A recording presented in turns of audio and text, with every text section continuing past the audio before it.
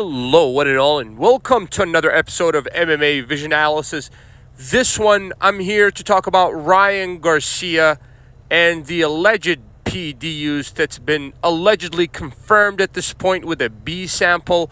But before getting started, make sure to like, comment, subscribe, and click that notification to get all it is that is new from this channel, your channel, the one and only MMA Vision Analysis.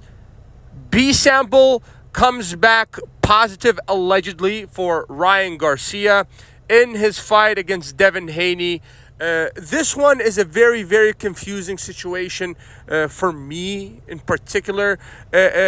Just because if I was in charge of making decisions in the world of boxing, what is the best decision to make?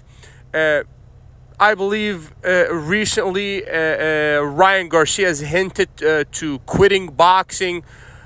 In all honesty, I'm not a big fan of babying fighters or not holding people responsible. I especially when it comes down to the game of fighting, this is you're playing with someone's life.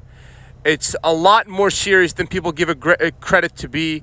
When you're on PEDs, So there's different ways of looking at performance enhancement drugs or steroids or whatever you want to name it. If you're a guy let's say if you're a middle-aged guy and your system is not naturally producing the hormones that it used to back in your younger years, then I'm all for it. If you want to do whatever performance enhancement drug or steroid or whatever it may be to bring you back up to level. But when you're a guy the age of Ryan Garcia, I believe still mid-20s, for me raises a lot of questions. It's like, why do you need that? You should be in your prime physically. So that being said, I'm not into babying fighters. I'm not into begging anybody to stay and fight. With all respect to Ryan Garcia here, but in all honesty, it's just become childish with this guy at this point. We have reached the point of diminishing returns with Ryan Garcia, I believe. It's just I'm not a huge fan of the act. In all honesty, I thought that. He was a better strategist than what he actually turned out to be. It's an up and down roller coaster the past year with Ryan Garcia. In all honesty, like I said, I'm not a huge fan of babying fighters.